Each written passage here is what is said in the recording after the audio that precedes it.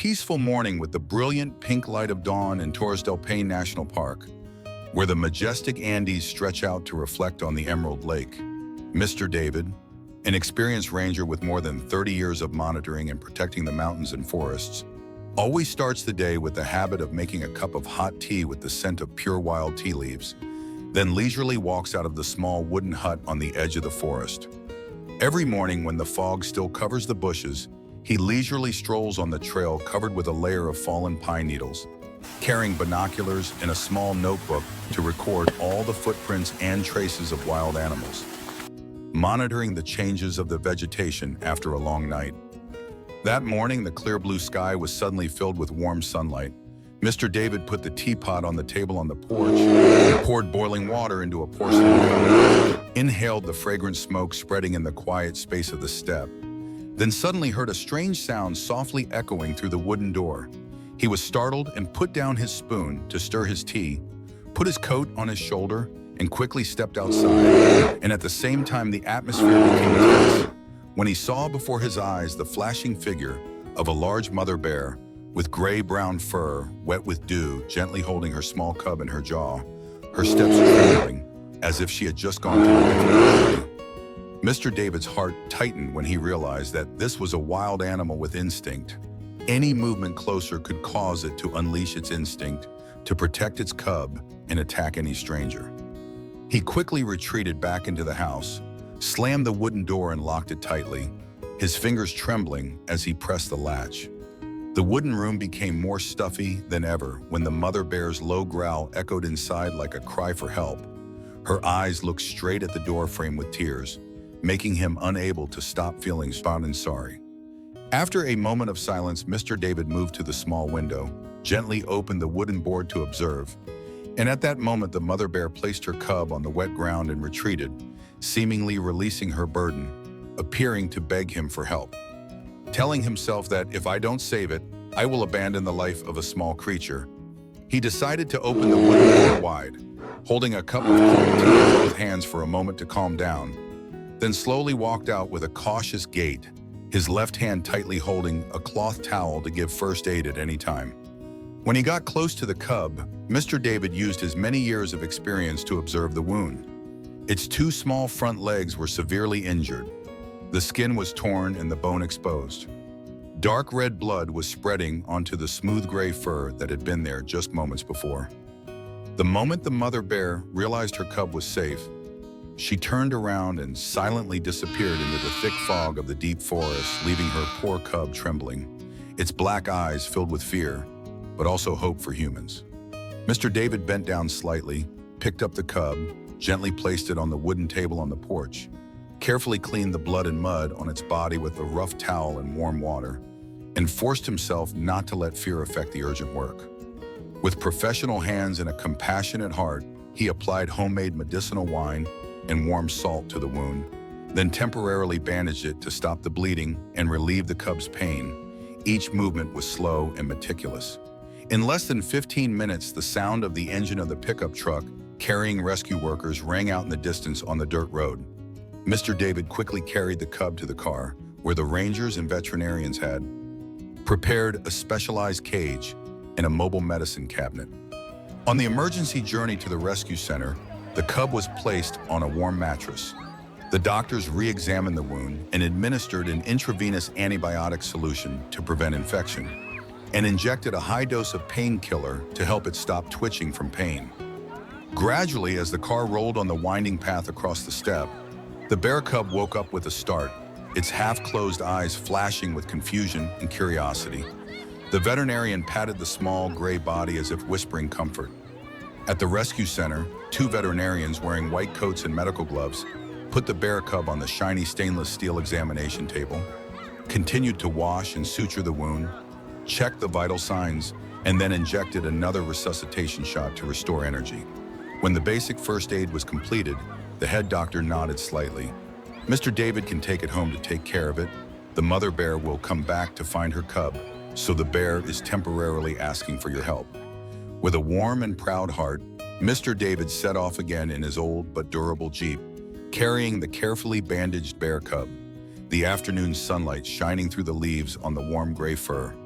When he arrived at the wooden shed, he temporarily put the bear cub in a sturdy wooden cage placed right next to the porch, paved with hardwood and lined with warm cotton, placed a bowl of warm milk and shredded chicken in front of it. The hungry bear cub slowly raised its head and sucked every drop. Every morning, Mr. David makes a cup of warm ginger tea, sits on the porch reading a map of the prairie while the bats wake up and chirp, and the baby bear, now accustomed to his figure, raises its head and wiggles its ears when it sees his shadow walking out. One misty morning, Mr. David was checking the bandages of the bear cub when he heard a low growl from the edge of the forest. He quickly raised his head and saw a large black shadow between the trees. It was the mother bear. Without hesitation, Mr. David unlocked the cage door, gently pushed the mesh door open to let the bear cub step out, then stepped back to observe. In a moment, the mother bear rushed forward to lovingly lick the young gray fur. A low growl rang out like a sincere thank you. The emotional reunion of the mother bear and her cub made Mr. David smile with satisfaction. Then he stopped, waved goodbye to the two familiar wild guests, his eyes filled with love and pride. In the following days, the bear cub and mother bear occasionally stopped by the wooden hut, weaving through the leaves to visit Mr. David, not showing fear, but being friendly, as if to check if everything was still okay. Mr. David carefully recorded in the diary the mother bear's rescue journey. Day by day, the wound closed, new fur grew, and the bear cub's vitality became more vigorous. Then, when the Conservation Center confirmed that the cub's health was stable, the Board of Veterinarians and Rangers, along with Mr. David, decided on a release date to the wild in a safe area. That morning, a thin mist still covered the grasslands, and the special jeep carrying the cub and Mr. David rolled over the red dirt road, flanked by reeds and yellow grass fields. At the release point, all the conservation staff lined up in long rows, dressed in khaki, long-range cameras ready to capture the historic moment. Mr. David knelt down and hugged the cub, whispering, Go back to your mother, my dear," and then gave it a warm glance.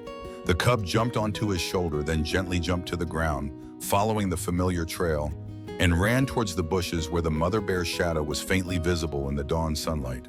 The mother bear, Rikichi, August her cub, let out a deep growl and nuzzled her head into the young bear before rushing into the jungle together, their silhouettes gradually disappearing behind the shimmering mist. Mr. David stood still, emotions spreading in his heart as he heard the last roar echoing like a farewell. Then he was stunned to see the pair of wild friends disappear. In the peaceful moment, he silently promised himself to always protect wild creatures and raise public awareness of the role of nature. Returning to the wooden hut, he made a cup of hot tea, quietly enjoying the scent of wild tea leaves, closing his eyes to feel the warmth spreading and the gentle wind blowing through the window. Since then, the gentle roar every morning has become a loving lullaby, like a promise from nature to its forest ranger friend. Many groups of visitors to Torres del Paine National Park who heard Mr. David's story were impressed and enlightened about the importance of wildlife conservation. They listened to him share about his journey to save the bear cub, how he overcame his fear of wild instincts to save a small creature, and his belief in maternal love that transcends all species boundaries. He also held a small presentation on the shore of Lake Pihoe, showing a slideshow of mother and baby bears in the moment of reunion, making many people silent in appreciating the simple things of creation. Then one late afternoon, when the sunset dyed the mountain range pink, Mr. David and his group of rangers made a regular patrol, discovering the footprints of a bear cub near the dry stream. He smiled contentedly, slowly holding binoculars to watch the grassland swaying in the afternoon sun, his heart at peace because he knew he had contributed a small part to the great story of nature. Young colleagues often asked him about his experience in dealing with emergency situations. He told about that morning with a calm demeanor, but his eyes still shining with pride. Respect and understanding are key to safely interacting with wildlife, he stressed. Occasionally, he would pull up a wooden chair on the porch near the old cage, remembering the first time he rescued the bear cubs, and look out at the vast grassland with satisfaction. Even after many years, every time the night falls, the low growls of the mother and cubs still echo in his mind like a symphony of maternal love and gratitude. He also spent time collaborating with researchers, recording the bear's behavior at the release site, contributing valuable data to conservation work. The following spring, when purple lupines were blooming across the grassland, David happened to see a mother bear leading her cubs along the lake, the sunlight glistening on their dewy fur. He said softly, "I wish you two good health and freedom," then stepped back, smiling happily at the endless natural scenery. The photos he took of the mother and cubs by the lake were exhibited at the visitor center, inspiring generations to visit. Every morning, Mr. David still keeps the habit of making a cup of tea and going for a walk. But now the gentle roar each morning is a priceless spiritual gift. He often wondered if one day the bear cub would return to visit him as an old friend, because their affection had transcended species barriers.